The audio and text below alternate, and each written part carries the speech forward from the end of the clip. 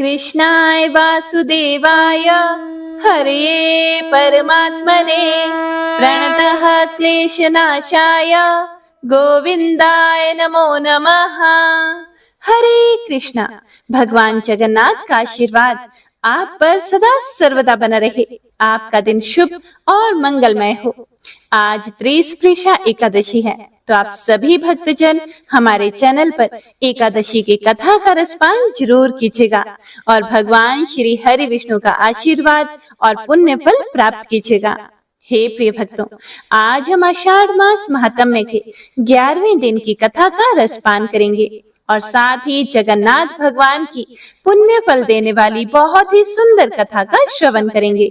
तो आइए मन में अपने इष्ट अपने गुरुदेव का ध्यान करते हुए आज की कथा का रसपान करते हैं। जय श्री गणेश।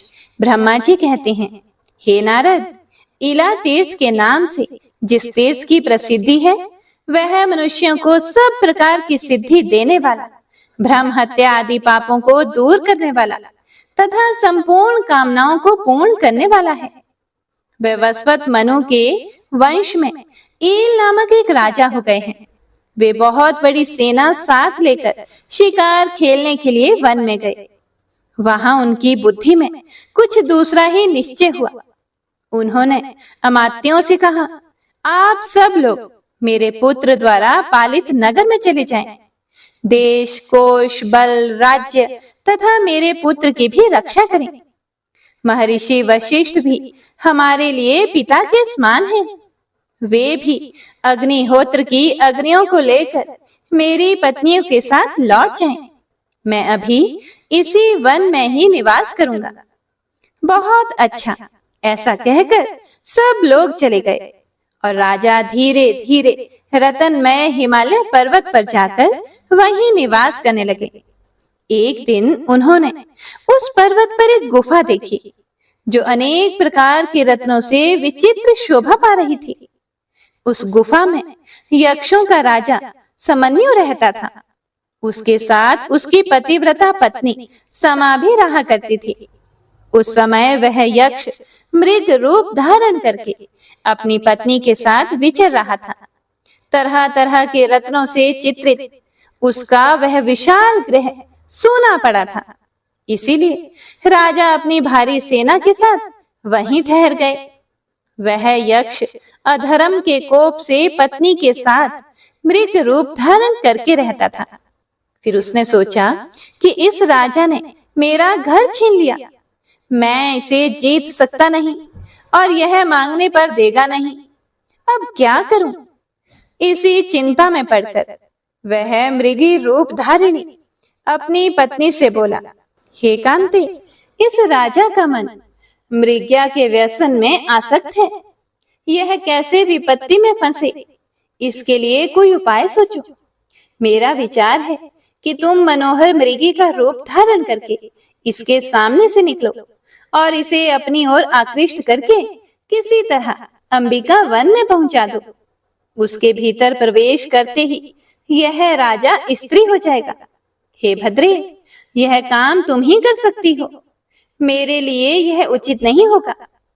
यक्षिणी ने पूछा कि हे नाथ, अंबिका वन तो बड़ा सुंदर है, आप उसमें क्यों नहीं जा सकते? यदि आप भी चले जाओ तो क्या दोष होगा? यह हमें ठीक ठीक बताओ। फिर यक्ष ने कहा कि एक समय पार्वती ने एकांत बैठे हुए भगवान शंकर से कहा कि हे देवेश्वर, स्त्रियों की यह स्वाभाविक इच्छा होती है कि उनकी रति क्रीड़ा सदा गुप्त रहे। इसीलिए मुझे ऐसा नियत स्थान दीजिए जो आपकी आज्ञा से सुरक्षित हो। मैं स्थान वही चाहती हूँ जो उमा वन के नाम से प्रसिद्ध है। उसमें आप गणेश, कार्तिकेय और नंदी के सिवा जो कोई भी प्रवेश करे वह स्त्री हो जाए। शंकर जी ने प्रसन्न होकर कहा, ऐसा ही हो। इसीलिए उमा के उस वन में मुझे नहीं जाना चाहिए। अपने स्वामी का यह वचन सुनकर इच्छानुसार रूप धारण करने वाली वह यक्षिणी विशाल नेत्रों वाली मृगी बनकर राजा के सामने आई। यक्ष वहीं ठहर गया। राजा ने मृगी को देखा। मृग्या में तो उनकी आसक्ति थी ही। मृगी पर दृष्टि पड़ते ही वह अकेले घोड़े पर जाकर बैठ गए और उसका पीछा करने लगे। वह धीरे धीरे राजा को अंबिका वन तक खींच ले गई। जब घोड़े पर बैठे ही बैठे उमा वन में प्रविष्ट हो गए, तब यक्षिणी ने मृगी का रूप छोड़कर दिव्य रूप धारण कर लिया और अशोक वृक्ष के नीचे खड़ी होकर राजा को देखकर हंसने लगी। पति की कही हुई बातों को याद करके वह राजा से बोली, हे सुंदरी इला, तुम अकेली अबला घोड़े पर चढ़कर पुरुष के वेश में कहां जाती हो? किसके पास जाओगी? उसके मुख से इला शब्द सुनकर राजा क्रोध से मूर्छित हो उठे और यक्षिणी को डांट कर मृगी का पता पूछने लगे। यक्षिणी ने पुनः कहा, इले, हो इले, अपने आप को अच्छी तरह से देख तो लो, फिर मुझे मिथ्यावादिनी या सत्यवादिनी कहना। तब राजा ने देखा उनकी छाती में 2 ऊंचे ऊंचे स्तन उभर आए थे। यह मुझे क्या हो गया? यह कहते हुए राजा चकित हो गए। उन्होंने यक्षिणी से पूछा, हे सुव्रते, यह मुझे क्या हो गया? इस बात को आप ठीक ठीक जानती हैं, इसीलिए बताइए आप कौन हैं? इसका भी परिचय दीजिए। यक्षिणी बोली, हिमालय की श्रेष्ठ गुफा में मेरे पति यक्षराज समन्यु निवास करते हैं। मैं उन्हीं की पत्नी हूँ। जिस शीतल कंदरा में आप ठहरे हुए हैं वह हमारा ही घर है। मैं ही मृगी बनकर आपको यहाँ तक लेकर आई हूँ। यह उमावन है। यहाँ के लिए पूर्व काल में महादेव जी यह वर दे चुके हैं कि जो भी पुरुष इसमें प्रवेश करेगा वह स्त्री हो जाएगा। इसीलिए आप भी स्त्री हो गए हो। इससे आपको दुखी नहीं होना चाहिए। कोई कितना ही प्रौढ़ क्यों न हो, भवितव्यता को कोई नहीं जानता। इस प्रकार इला को आश्वासन देकर वह सुंदरी यक्षिणी अंतर ध्यान हो गई। उसने पति से सारा हाल कह सुनाया। यक्ष भी यह सुनकर बहुत प्रसन्न हुआ। इधर इला गाती और नृत्य करती हुई उमा वन में ही रहने लगी। यह कर्म की गति का स्मरण करती हुई स्त्री स्वभाव के अनुसार ही चेष्टा करती थी। एक दिन जब इला नृत्य कर रही थी, बुध ने उसे देखा। वे अपने पिता को नमस्कार करने के लिए जा रहे थे। इला पर दृष्टि पड़ते ही उन्होंने यात्रा स्थगित कर दी और उसके पास आकर कहा कि हे देवी, आप स्वर्ग में रहकर मेरी प्रिया भार्या हो जाओ। इला ने भक्ति पूर्वक बुध की आज्ञा का अभिनंदन करके उसे स्वीकार कर लिया। बुध अपने उत्तम स्थान पर ले जाकर इला के साथ प्रेम पूर्वक विहार करने लगे। उसने भी सब प्रकार की सेवाओं से पति को संतुष्ट किया। इस प्रकार बहुत समय व्यतीत हो जाने पर बुध ने प्रसन्न होकर अपनी प्रिया से कहा, हे कल्याणी, मैं तुम्हें क्या दूं? तुम्हारे मन में जो प्रिय वस्तु हो उसे मांग लो। इला सहसा बोल उठी कि मुझे पुत्र दीजिए। बुध ने कहा, यह मेरा वीर्य अमोघ तथा प्रेम से प्रकट हुआ है, इसीलिए तुम्हारे गर्भ से विश्व विख्यात क्षत्रिय पुत्र उत्पन्न होगा। उससे चंद्रवंश की वृद्धि होगी। वह तेज में सूर्य, बुद्धि में बृहस्पति, क्षमा में पृथ्वी, युद्ध संबंधी पराक्रम में भगवान विष्णु तथा क्रोध में अग्नि के समान होगा। समय आने पर महात्मा बुद्ध का पुत्र उत्पन्न हुआ। उस समय देवलोक में सब ओर जय जयकार का शब्द गूंज उठा। उसके जन्मोत्सव में सभी प्रधान देवता आए। मैं भी बड़ी प्रसन्नता के साथ उसमें सम्मिलित हुआ। वह बालक जन्म लेते ही उच्च स्वर से रोया था, इसीलिए वहां एकत्रित हुए देवताओं तथा ऋषियों ने एक दूसरे से कहा कि इस बालक ने पुरु अर्थात अत्यंत उच्च स्वर से रव शब्द किया है, इसीलिए इसका नाम पुरुरवा होना चाहिए। सबने संतुष्ट होकर यही नाम रखा। उसके बाद बुद्ध ने अपने पुत्र को क्षत्रियोचित विद्या पढ़ाई और प्रयोग सहित धनुर्वेद का ज्ञान दिया। पुरुरवा शुक्ल पक्ष के चंद्रमा की भांति शीघ्र ही बढ़कर बड़ा हो गया। उसने अपनी माता को दुखी देखकर विनीत भाव से नमस्कार करके कहा, हे माता जी, बुद्ध मेरे पिता और आपके प्रियतम पति हैं। मुझ जैसा कर्मठ पुरुष आपका पुत्र है, फिर आपके मन में चिंता किस बात की है? इला बोली, हे पुत्र, ठीक कहते हो। बुद्ध मेरे स्वामी हैं और तुम मेरे गुणाकर पुत्र हो। इसीलिए मुझे पति और पुत्र के लिए कभी चिंता नहीं होती। तथापि मेरे मन में पहले का ही कुछ दुख है, जिसका बारंबार स्मरण हो आने से मैं चिंता में डूब जाती हूँ।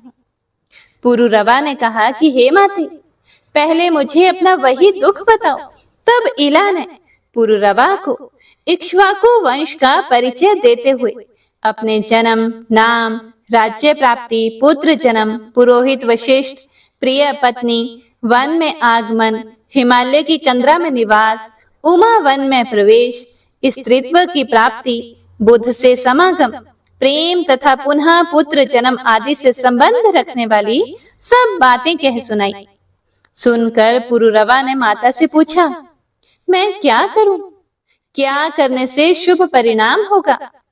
इला बोली कि हे पुत्र, तुम्हारे अनुग्रह से मैं पुरुषत्व की प्राप्ति, उत्तम राज्य, तुम्हारा तथा अन्य पुत्रों का अभिषेक, दान देना, यज्ञ करना तथा मुक्ति के मार्ग का अवलोकन करना आदि सब कुछ चाहती हूँ। तुम अपने पिता बुद्ध के पास जाकर सब बातें यथार्थ रूप से पूछो। वे सब जानते हैं, तुम्हारे लिए हितकर उपदेश देंगे। माता के कहने से पुरुरवा अपने पिता के पास गए और उन्हें प्रणाम करके उन्होंने अपनी माता का तथा अपना कर्तव्य पूछा। फिर बुद्ध ने कहा, हे महामते, मैं राजा ईल को जानता हूँ। उनके इला होने का वृतांत भी मुझसे छिपा नहीं है। उमा के वन में आना और उस वन के विषय में भगवान शंकर की आज्ञा का हाल भी मुझे मालूम है। हे पुत्र, भगवान शिव और माता पार्वती के प्रसाद से ईल का शाप दूर हो सकता है। उन दोनों की आराधना के सिवा दूसरा कोई उपाय नहीं है। तुम गोदावरी नदी के तट पर जाओ, वहां भगवान शिव पार्वती जी के साथ सदा विराजमान रहते हैं। वे ही वरदान देकर शाप का नाश करेंगे। पिता की बात को सुनकर पुरुरवा बहुत प्रसन्न हुए। उन्होंने माता को पुरुषत्व प्राप्त होने की इच्छा से हिमालय पर्वत, माता, पिता तथा गुरु को मस्तक झुकाया और तपस्या करने के लिए तुरंत ही त्रिभुवन पावनी गौतमी गंगा की ओर प्रस्थान किया। पुत्र के पीछे पीछे इला और बुद्ध भी गए। वे सब लोग गौतमी के तट पर पहुंचे और वहां स्नान करके तपस्या करते हुए भगवान की स्तुति करने लगे। हे प्रिय भक्तों, पहले बुद्ध ने, फिर इला ने, उसके बाद पुरुरवा ने देवी पार्वती तथा भगवान शंकर की स्तुति की। बुद्ध बोले, जो अपने शरीर की केसर से स्वभावतः स्वर्ण के सदृश कांतिमान एवं सुंदर दिखाई देते हैं, कार्तिकेय और गणेश जी के द्वारा जिनकी सदा अर्चना होती रहती है, वे शरणागत वत्सल उमा महेश्वर मुझे शरण दें। फिर इला बोली, संसार की त्रिविध ताप रूपी दावानल से दग्ध होने वाले देहधारी जिनका चिंतन करने से तत्काल परम शांति को प्राप्त होते हैं, वे कल्याणकारी उमा महेश्वर मुझे शरण दें। हे देव, मैं आर्त हूँ, मेरे हृदय में बड़ी पीड़ा है। क्लेश आदि से मेरी रक्षा करने वाला आपके सिवा दूसरा कोई नहीं है। शरणागत की रक्षा करने वाले आपके जो दोनों परम पवित्र चरण हैं, वे मुझे शरण दें। फिर पुरुरवा बोले, जिनसे इस जगत की उत्पत्ति होती है तथा प्रलय काल में वह सब जिनके ही भीतर लय को प्राप्त होता है, वे संसार को शरण देने वाले जगतात्मा उमा महेश्वर मुझे शरण दें। देवताओं के समुदाय में एक महान उत्सव के अवसर पर गिरिराज कुमारी पार्वती ने महादेव जी से कहा था, हे ईश, आप मेरे दोनों चरण पकड़ें। इस पर शिव जी ने अत्यंत प्रीतिवश पार्वती के जिन दोनों शरणागत पालक चरणों को ग्रहण किया था, वे मुझे शरण दें।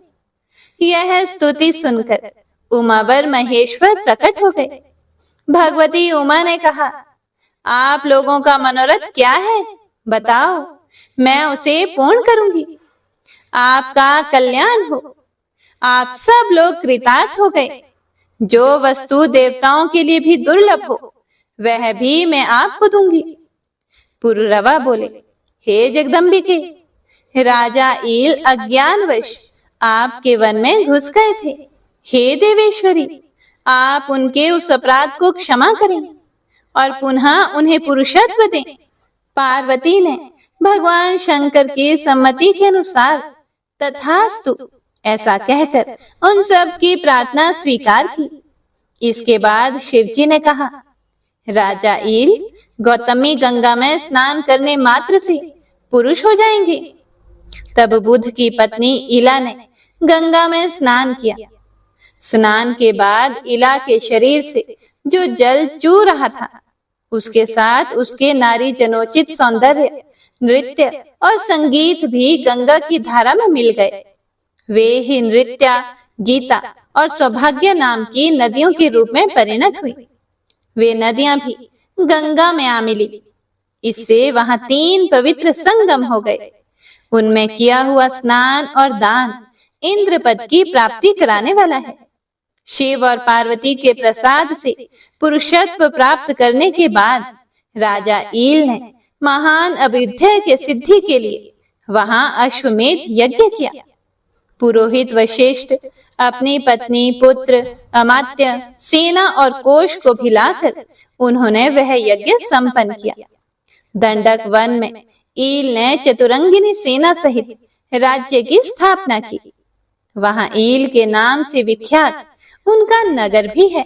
सूर्य वंश की परंपरा में जो उन्होंने पहले पुत्र उत्पन्न किए थे, उनको राज्य पर अभिषेक करने पीछे स्नेहवश पुरुरवा का भी अभिषेक किया।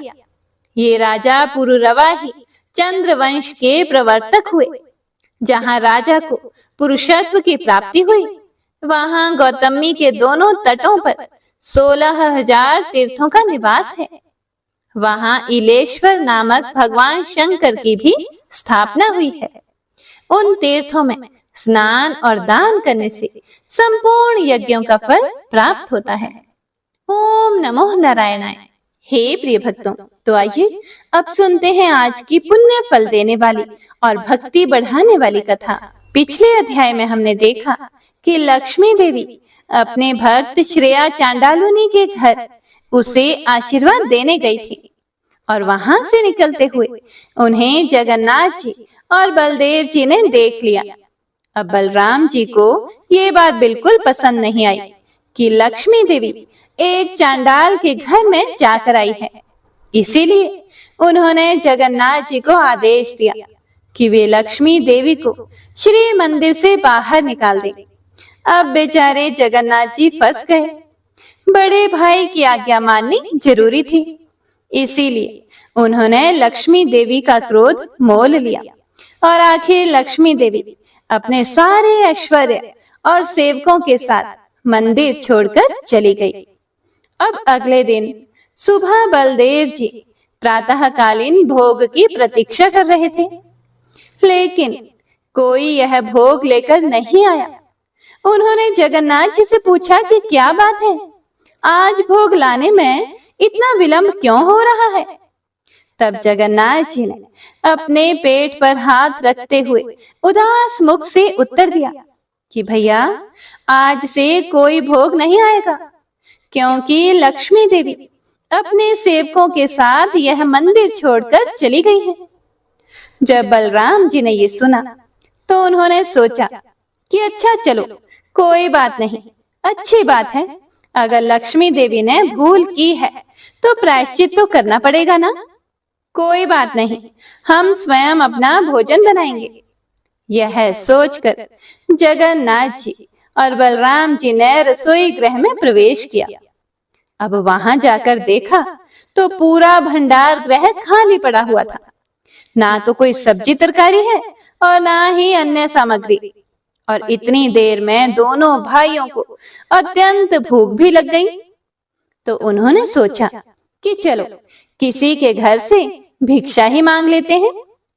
यह सोचकर उन्होंने ब्राह्मण का वेश धारण किया और घर घर जाकर भिक्षा मांगने लगे ताकि कोई उन्हें पहचान ना सके। हे प्रिय भक्तों, अब देखिए, उनके पास से लक्ष्मी देवी तो चली गई थी, इसीलिए उनके चेहरे भी मलिन हो गए थे और कोई भी उन्हें देखना भी पसंद नहीं कर रहा था। ऐसे में उन्हें भिक्षा कौन देता? ऐसे में लक्ष्मी देवी की आज्ञा से सूर्य देव ने अपने धूप का प्रकोप भी बढ़ा दिया। परिणाम स्वरूप जगन्नाथ जी और बलराम जी को तपती हुई धूप में रेत पर चलना पड़ रहा था। भूख और प्यास से परेशान उन्होंने दूर एक तालाब देखा, लेकिन जैसे ही वहां पहुंचे कि तालाब का पानी सूख गया। हताश होकर वे एक पेड़ के पास गए। उन्होंने सोचा, इसके कुछ कोमल पत्ते हैं, उसी को खाकर पेट भर लेते हैं। लेकिन जैसे ही उन्होंने पत्ते तोड़ने के लिए हाथ बढ़ाया तो वे सारे पत्ते सूख के नीचे गिर गए और इस प्रकार पूरा दिन बीत गया। संध्या हो गई, लेकिन ना तो कुछ खाने को मिला और ना ही पीने के लिए पानी। आखिर थक हार के वे एक मंदिर के पास पहुंचे, जहां अभी अभी प्रसाद वितरण हो रहा था। उन्होंने कुछ लोगों को विनती की कि उन्हें कुछ प्रसाद खाने के लिए दिया जाए, लेकिन आप तो जानते ही हैं, लक्ष्मी देवी का क्रोध, तो बस कोई तैयार ही नहीं हो रहा था।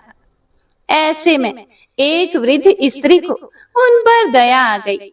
उस स्त्री ने करुणावश दोनों भाइयों को एक छोटे से पात्र में कुछ मुरमुरे दे दिए। इस प्रसाद को देखकर वे दोनों प्रसन्न हो गए।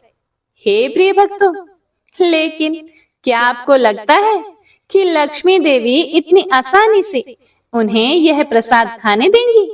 जी नहीं। जैसे ही उन्होंने इस प्रसाद को लेने के लिए हाथ उठाए, उसी समय तेज हवा बहने लगी और सारा प्रसाद उड़ के बिखर गया। अब आप जरा कल्पना करके देखिए कि उस समय जगन्नाथ जी और बलदेव जी की क्या स्थिति हुई होगी। यह वही जगत के नाथ जगन्नाथ जी और उनके भाई बलराम जी हैं, जिन्हें दिन में कई बार भोजन दिया जाता है। उनके हाथ कभी सूखने नहीं दिए जाते, जो एक समय में ही 56 भोग खाते हैं। ऐसे हमारे प्यारे जगन्नाथ जी और बलदेव जी को आज एक सूखा पत्ता भी नहीं मिल रहा था। तो अब आप सोच ही सकते हैं कि उनकी क्या स्थिति हुई होगी। आखिर वह दोनों भाइयों ने थक हार के किसी से पूछा कि हे भाई, हमें बहुत भूख लगी है, क्या आप हमें बता सकते हैं कि इस समय हमें कहाँ भोजन मिल सकता है? तो किसी ने उनसे कहा कि अवश्य, वह देखिए, वह चांडालों का गांव है। वहां पर एक बड़ी करुणामयी स्त्री रहती है। वे पुण्यशाली और दानी भी है। वे अवश्य आपको भोजन देंगी, वहीं जाइए। यह सुनकर जगन्नाथ जी और बलराम जी उस गांव में उस स्त्री के घर पर गए। स्त्री ने बड़े ही प्रेम पूर्वक उनका आदर सत्कार किया और उनसे कहा कि वह अभी उनके लिए भोजन बनाकर ला रही है। लेकिन हे प्रिय भक्तों, अब देखिए, यह तो हमारे बलराम जी हैं। उनकी इच्छा नहीं थी कि वे एक चांडाल स्त्री के हाथ से बना हुआ भोजन खाएं। इसीलिए उन्होंने उस स्त्री से कहा कि वह अपना भोजन स्वयं पकाएंगे। इसीलिए आप कृपया हमारे लिए भोजन तैयार करने की व्यवस्था कर दीजिए। यह सुनकर उस स्त्री ने कहा कि ठीक है, जैसी आपकी इच्छा। यह कहकर उस स्त्री ने घर में एक स्थान पर नया चूल्हा बनाकर दे दिया, स्वच्छ और नए बर्तन लाकर रखे और बलराम जी की इच्छा अनुसार सारी व्यवस्था कर दी।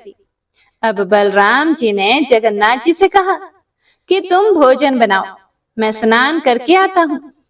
ऐसा कहकर प्रसन्न होकर बलराम जी चले गए स्नान करने और पीछे छोड़ गए हमारे प्यारे जगन्नाथ जी को।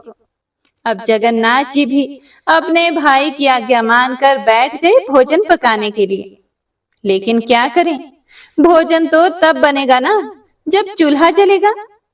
उन्होंने इतना प्रयास किया, लेकिन चूल्हा जल ही नहीं रहा था।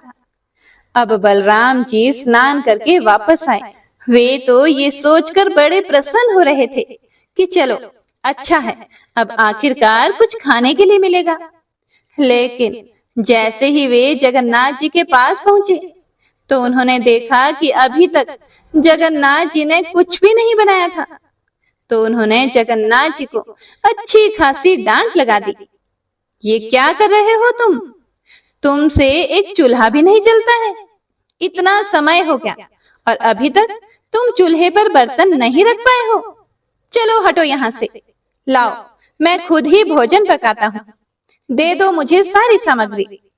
ऐसा कहकर बलराम जी खुद बैठ गए चूल्हे में आग जलाने के लिए।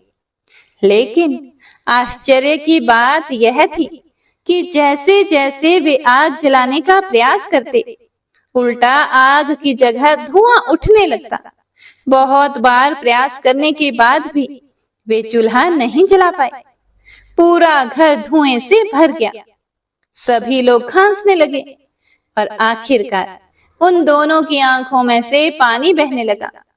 अब थक हार के जगन्नाथ जी और बलदेव जी ने उस घर की स्त्री से कहा कि वही कुछ खाने के लिए उन्हें दे दे। फिर वह स्त्री उन दोनों भाइयों के लिए भोजन लेकर आई। जैसे उन्होंने ये भोजन खाया तो उन्हें इस बात का अनुभव हुआ कि वो भोजन सच में बड़ा ही स्वादिष्ट था और उसका स्वाद भी कुछ जाना पहचाना सा लग रहा था। यह बिल्कुल वैसा था जैसा लक्ष्मी जी उनके लिए बनाया करती थी। और भोजन के अंत में उन्हें एक विशेष मिष्ठान परोसा गया। जब उसे जगन्नाथ जी और बलराम जी ने खाया तो उन्हें अत्यंत आश्चर्य हुआ, क्योंकि यह वही विशेष मिष्ठान था जो लक्ष्मी देवी स्वयं उनके लिए प्रतिदिन बनाती थी और इसके विषय में और किसी को भी कोई जानकारी नहीं थी। फिर इस स्त्री ने उनके लिए ये मिठाई कैसे बना दी थी? यह देखकर दोनों भाइयों को विश्वास हो गया कि हो ना हो इस घर में लक्ष्मी देवी अवश्य रहती हैं और यह भोजन भी उन्हीं के द्वारा बनाया गया था।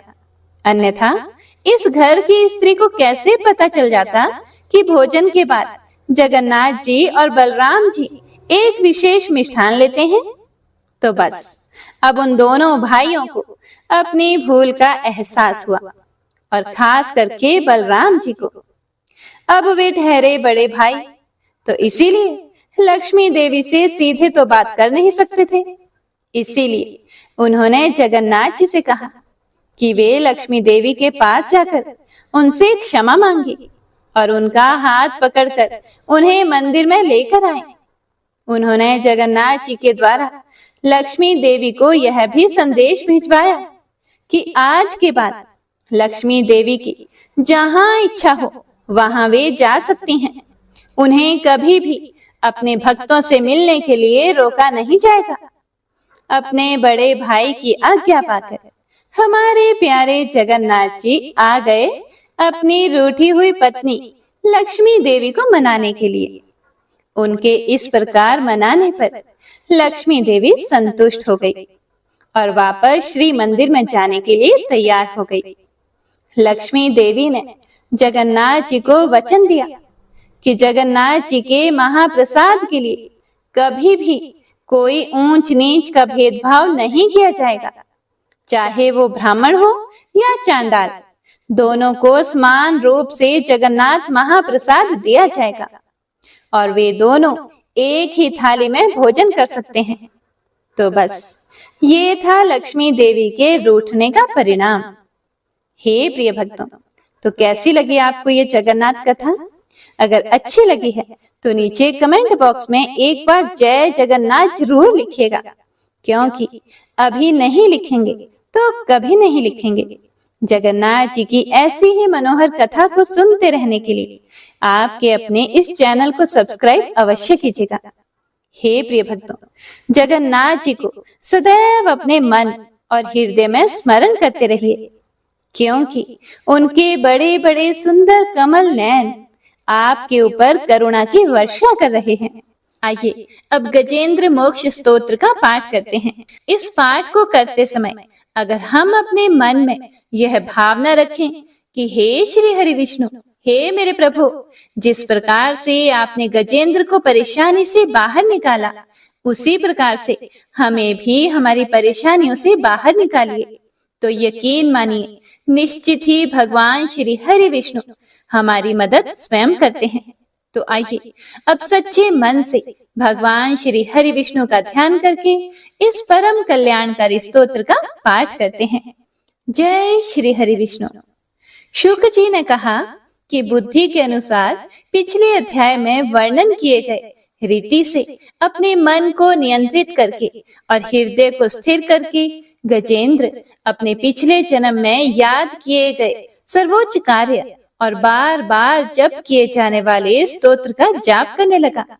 गजेंद्र ने मन ही मन श्री हरि को ध्यान करते हुए कहा, जिनके प्रवेश करने से शरीर और मन चेतन की तरह व्यवहार करने लगते हैं, ओम द्वारा लक्षित और पूरे शरीर में प्रकृति और पुरुष के रूप में प्रवेश करने वाले उस सर्वशक्तिमान देवता का मैं मन ही मन स्मरण करता हूँ, जिनके सहारे ये पूरा संसार टिका हुआ है, जिनसे ये संसार अवतरित हुआ है और जिन्होंने प्रकृति की रचना की है और जो खुद उसके रूप में प्रकट है, लेकिन इसके बावजूद भी वो इस पूरी दुनिया से सर्वोपरि और श्रेष्ठ हैं।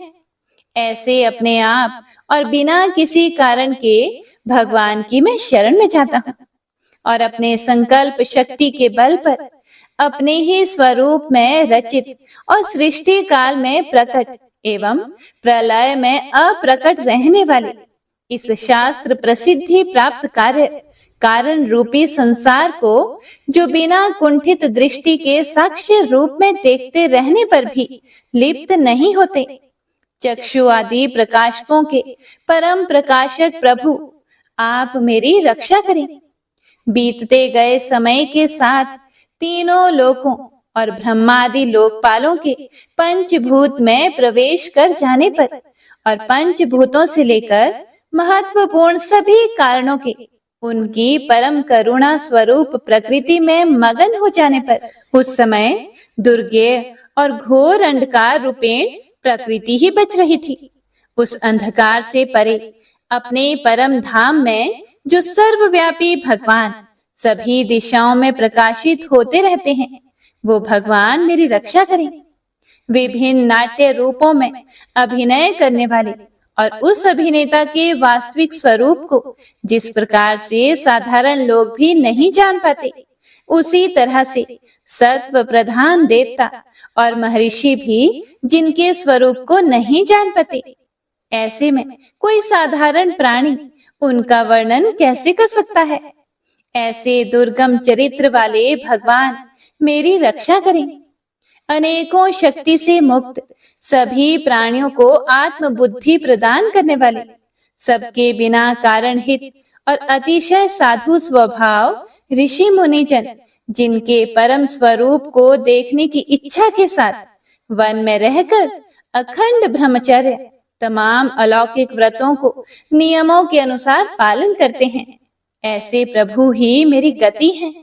वह जिनका हमारी तरह ना तो जन्म होता है और ना जिनके द्वारा अहंकार प्रेरित कर्म ही होते हैं, जिनके निर्गुण स्वरूप का ना कोई नाम है और ना ही कोई रूप है, इसके बावजूद भी समय के साथ इस संसार की सृष्टि और प्रलय के लिए अपनी इच्छा से अपने जन्म को स्वीकार करते हैं। उन अनंत शक्ति संपन्न परम ब्रह्म परमेश्वर को मेरा नमस्कार है। उन प्राकृत आकार रहित और अनेक रूप वाले अद्भुत भगवान को मेरा बारंबार नमस्कार है। स्वयं प्रकाशित सभी साक्ष्य परमेश्वर को मेरा शत शत नमन है। वैसे देव जो मन, वाणी और चित्त वृत्तियों से परे हैं, उन्हें मेरा बारंबार नमस्कार है। विवेक से परिपूर्ण पुरुष के द्वारा सभी सत्व गुणों से परिपूर्ण निवृत्ति धर्म के आचरण से मिलने योग्य और मोक्ष सुख की अनुभूति रूपी भगवान को मेरा नमस्कार है। सत्व गुणों को स्वीकार करके शांत, रजोगुण को स्वीकार करके घोर और तमोगुण को अपनाकर मूढ़ से प्रतीत होने वाले भेद रहित अतएव सदा संभाव से स्थित ज्ञान धन प्रभु को मेरा नमस्कार है।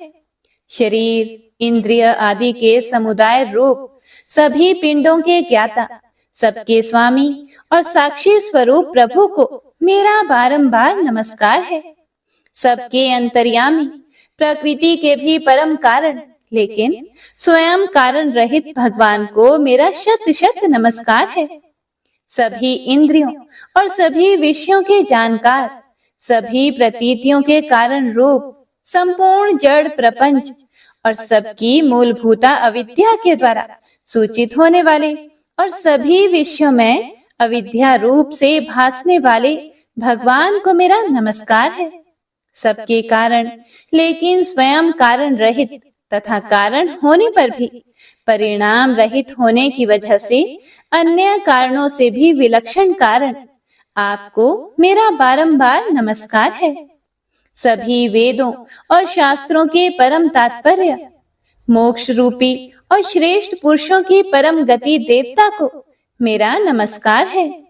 वह जो त्रिगुण रूपों में छिपी हुई ज्ञान रूपी अग्नि है, वैसे गुणों में हलचल होने पर जिनके मन में संसार को रचने की वृत्ति उत्पन्न हो उठती हो और जो आत्मा तत्व की भावना के द्वारा विधि निषेध रूप शास्त्र से भी ऊपर उठे हों, जो महाज्ञानी महात्माओं में स्वयं प्रकाशित हो रहे हैं, ऐसे भगवान को मेरा नमस्कार है।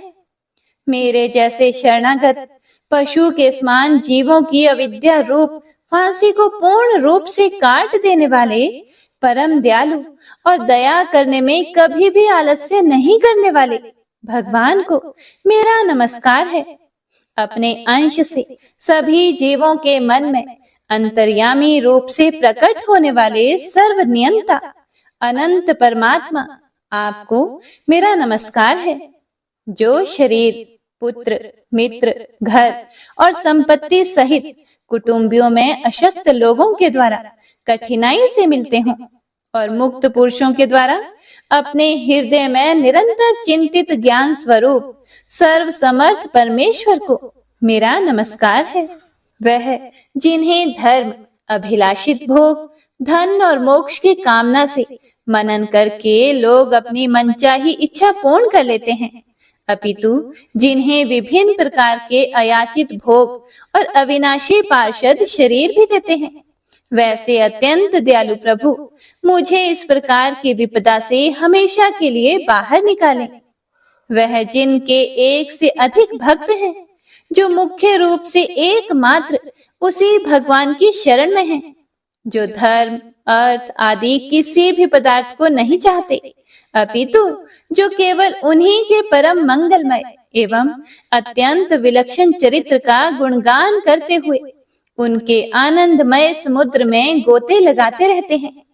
उन अविनाशी, सर्वव्यापी, सर्वमान्य ब्रह्मादि के भी नियामक, अभक्तों के लिए भी हमेशा प्रकट होने वाले, भक्ति योग द्वारा प्राप्त अत्यंत निकट होने पर भी माया के कारण अत्यंत दूर महसूस होने वाले, इंद्रियों के द्वारा अगम्य और अत्यंत दुर्विज्ञ, अंत रहित लेकिन सभी के आदि कारक और सभी तरफ से परिपूर्ण उन प्रभु की मैं स्तुति करता हूँ। वो जो ब्रह्मा सहित सभी देवता, चारों वेद तथा समस्त चराचर जीव नाम और आकृति भेद से जिनके अत्यंत क्षुद्र अंशों से रचे गए हैं। जिस तरह से जलती हुई अग्नि की लपटें और सूरज की किरणें बार बार निकलती हैं और फिर से अपने कारण में ही लीन हो जाती है, उसी प्रकार बुद्धि, मन, इंद्रियां और नाना योनियों के शरीर, जिन सभी गुणों से प्राप्त शरीर जो स्वयं प्रकाश परमात्मा से प्रकट होता है और फिर से उन्हीं में लीन हो जाता है, वह प्रभु जो ना तो देवता है, ना असुर, ना मनुष्य है और ना ही मनुष्य से नीचे किसी अन्य योनि के प्राणी, ना ही वो स्त्री हैं और ना ही पुरुष, ना ही नपुंसक और ना ही वो कोई ऐसे जीव हैं जिनका इन तीनों ही श्रेणी में समावेश है। वो ना तो गुण है, ना कर्म, वो ना ही कार्य है और ना ही कारण। इन सभी योनियों का निषेध होने पर जो बचता है वही उनका असली रूप है और वे ही सब कुछ हैं। ऐसे प्रभु मेरा उत्थान करने के लिए प्रकट हो। अब मैं इस मगरमच्छ के चंगुल से आजाद होने के बाद जीवित नहीं रहना चाहता। इसकी वजह ये है कि मैं सभी तरफ से अज्ञानता से ढके इस हाथी के शरीर का क्या करूं? मैं आत्मा के प्रकाश से ढक देने वाले अज्ञानता से युक्त इस हाथी के शरीर से मुक्त होना चाहता हूं, जिसका काल क्रम से अपने नाश नहीं होता, बल्कि ईश्वर की दया और ज्ञान से उदय हो पाता है। इस प्रकार से मोक्ष के लिए लालायित संसार के रचयिता स्वयं संसार के रूप में प्रकट, लेकिन संसार से परे, संसार में एक खिलौने की भांति खेलने वाले, संसार में आत्म रूप से व्याप्त, अजन्मा, सर्वव्यापी एवं प्रापत्य वस्तुओं में सर्वश्रेष्ठ श्री हरि का केवल स्मरण करता हूँ और उनकी शरण में जाता हूँ, जिन्होंने भगवत भक्ति रूपी योग के द्वारा कर्मों को जला डाला है, जिन्हें समस्त योगी ऋषि अपने योग के द्वारा अपने शुद्ध हृदय में प्रकट देखते हैं। उन योगेश्वर भगवान को मेरा नमस्कार है। वह जिनके त्रिगुणे शक्तियों का राग, रूप, वेग और असह्य है, जो सभी इंद्रियों के विषय रूप में मौजूद हैं। वह जिनकी इंद्रियां समस्त विषयों में ही बसी रहती है। ऐसे लोगों को जिनको मार्ग मिलना भी संभव नहीं है, वैसे शरणागत एवं अपार शक्तिशाली वाले भगवान आपको मेरा बारंबार नमस्कार है।